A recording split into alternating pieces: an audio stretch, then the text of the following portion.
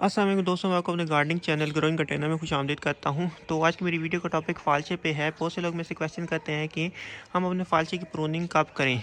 तो आज मेरी वीडियो प्रूनिंग पे भी होगी और मैं आपको इसकी डिटेल भी बताऊंगा कि ये कैसे ग्रो कर सकते हैं आप अपने घर में। तो फालचा जो होता है ना, सबसे पहले स्टार्ट करते हैं कि फालचा ग्रो किस होता है। फालचा ना सीड से ग्रो होता है। ये जो सारे प्लांट्स मेरे पास हैं और थे, ये सब सीड से ग्रो हुए हुए प्लांट थे।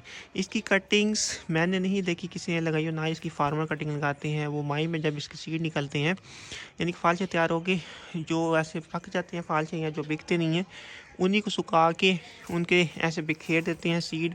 तो उसके थ्रू ना ये बहुत सारे सीड लगाते हैं, इसके पूरे के पूरे ना एक बेड बनाते हैं काफ़ी बड़ा। तो उनमें ना ऐसे फेंक देते हैं सीड, कोई कतार का नहीं होता। तो फिर वो सीड जब बड़े हो जाते हैं तो उनको ना इस सीज़न में जब बाहर आने वाली होती है, यानी कि फरवरी के स्टार्ट में ज़मीन से निकालते हैं। कुछ जनवरी में भी निकाल लेते हैं, कोई मिड जनवरी में भी निकालते हैं। तो ज़मीन से निकाल लेते हैं और फिर वो प्लांट बेचते हैं, थैली में लगा के बेचते हैं। बस थैली में बस उसकी जड़ें दबा देते हैं। तो लोगों को लगता है कि कटिंग लगी हुई है, लेकिन असल में वो प्लांट लगा होता है सीड से। तो ये सीड से बहुत इजीली ग्रो हो जाता है। आपने बस माई में ना जो फ्रूट आए उसे इसके सीड पिक करके ना मिट्टी में डाल देते हैं। आपको दिखाता हूँ, मैंने बस खा के फेंका था, ये देखो। और ये उग गया था, ये देखो कहाँ से उगा हुआ, ये देखो यहाँ से उगा हुआ। और ये अब इस साल फल भी उठाएगा ये वाला प्लांट ना, लेकिन इसको काफ़ी साल हो गए हैं। पहले साल तो इतना सा रहा छोटा सा, क्योंकि पौधों के अंदर छुपा हुआ था, ये घने पौधे थे। तो ये प्लांट को डाई बैक हो गया। तो पिछले साल इसको ज़रा धूप मिल गई क्योंकि अगले ये ना सारा गिरा पड़ा है। अगर आप धूप में लगाएंगे ना तो 1 साल में इतना बड़ा हो जाता है। अलबत्ता इसकी उम्र शायद 2 या 3 साल हो, कुछ कह नहीं सकता मैं, क्योंकि 1 साल तो ये इतना सा रहा था। फिर अगले साल थोड़ा बड़ा हुआ तो यहाँ तक रहा था। तो इस साल ये यहाँ तक पहुँच गया। वैसे 3 साल का प्लांट है नहीं, इसको 1 साल का प्लांट कंसीडर करेंगे, क्योंकि 1 साल में भी इतना हो जाता है। तो ये सीड से बहुत इजीली ग्रो हो जाता है। अच्छा, सीड आपने इससे अच्छी वैरायटी के लगाना है कि घर के लगा रहे हैं। मोटा फालचा लगाना है। ये कुछ बारीक होते हैं, कुछ मोटे होते हैं, कुछ बहुत ज़्यादा मीठे होते हैं, कुछ खट्टे भी होते हैं। लेकिन जो मुल्तान का फालचा वो यूज़ तौर पर मीठा होता है।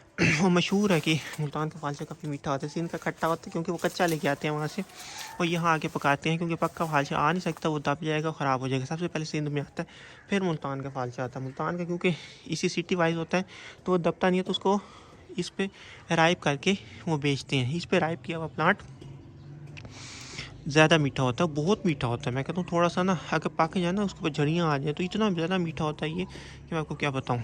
तो ये होगी इसकी बात। तो इसकी आप प्रूनिंग कब करें? इसकी प्रूनिंग ना आप ना फर्स्ट फरवरी, आज 1 फरवरी को मैं इसकी प्रूनिंग कर रही हूँ। इसके सारे पत्ते खुद ही गिर गए हैं, कुछ रह गए हैं। तो जब ये अपने पत्ते सारे खुद ही गिराने लग जाए तो फिर आपने इसकी प्रूनिंग करनी करा दी। देखिए सारे इसके पत्ते गिरे पड़े। ये बेस्ट टाइम होता है इसकी प्रूनिंग करने का। लेकिन अगर आपके फॉर एग्जाम्पल प्लांट ऐसे है जो शेड में खड़ा है, ये देखिए ये शेड में खड़ा था, इन्होंने पत्ते गिराए तो ऐसे लग रहा खाली खाली, लेकिन शेड में था तो इससे हमने पत्ते नहीं गिराए। तो ऐसे की भी आपने कर देनी, क्योंकि अब आगे टाइम नहीं रहा, मौसम चेंज होने लग गया। अब प्रूनिंग करनी कैसे? प्रूनिंग करने का बहुत ही आसान तरीका होता है इसकी ना यूजली तौर पर हाई ब्रांच पे फ्रूट लग जाता है।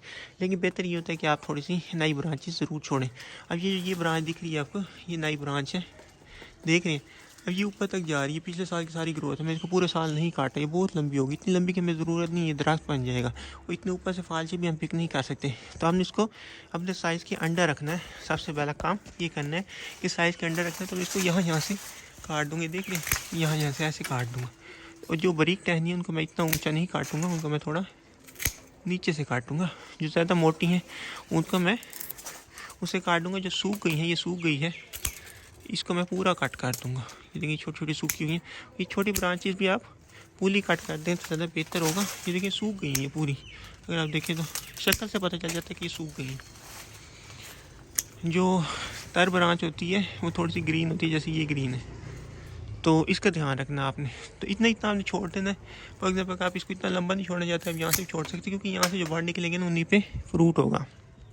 जहाँ से जो भी बाढ़ निकालेंगे उन्हीं पे फ्रूट होगा। ये देखिए ना, जो नीचे वाले होते हैं ना वो यूजली तो बच जाते हैं, इससे से उनको थोड़ा ज़्यादा छोड़ता हूँ, क्योंकि ऊपर वाले परिंदे, ऊपर वाले जो होते हैं ना उनको परिंदे नहीं छोड़ते। तो इसीलिए नीचे वाले को थोड़ा मैं ज़्यादा छोड़ देता होता हूँ, ताकि फ्रूट हमारा, ये देखिए कहाँ तक ये टहनी, ये देखिए कितनी लंबी थी। तो आपने ऐसे लंबी लंबी टहनियाँ नहीं छोड़नी। अच्छा, ये काम कर लिया, फॉर एग्जाम्पल सारी प्रूनिंग कर दिया। अब क्या करना है?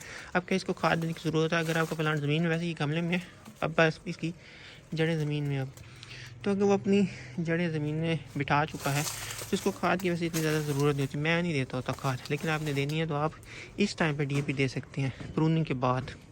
और आप इसमें कंपोस्ट भी डाल सकते हैं, यानी कि डीएपी डालनी है आप इसमें कंपोस्ट भी डाल सकते हैं। पानी की इसको कैसे ज़रूरत होती है?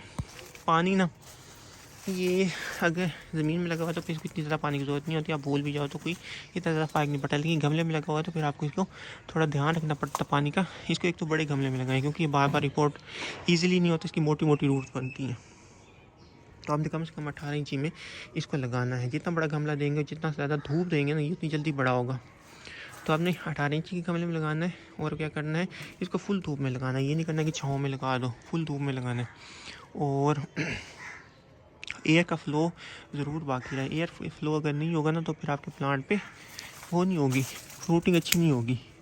तो ये ऐसी ब्रीक ब्रीक सारी ब्रांचेस काट देनी है ताकि एयर फ्लो करने अंदर ना, प्लांट के अंदर एयर फ्लो पैदा हो, प्लांट ज़रा सांस ले। ये देखिए ऐसे ये ब्रांचेस सारी डेड हैं, कुछ इनमें से लाइव भी होंगी। देखिए ये लाइव थी, लेकिन आपने इसमें से हवा का फ़्लो बनाना है।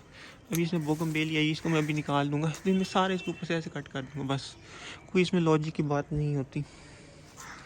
और ये जो ये ब्रांचेज हैं, मैंने आपको पहले बताया कि नीचे ये ब्रांचेज में थोड़ी ज़्यादा छोड़ देता हूँ क्योंकि इन पर फ्रूट जो है चिड़ियों से बच जाता है।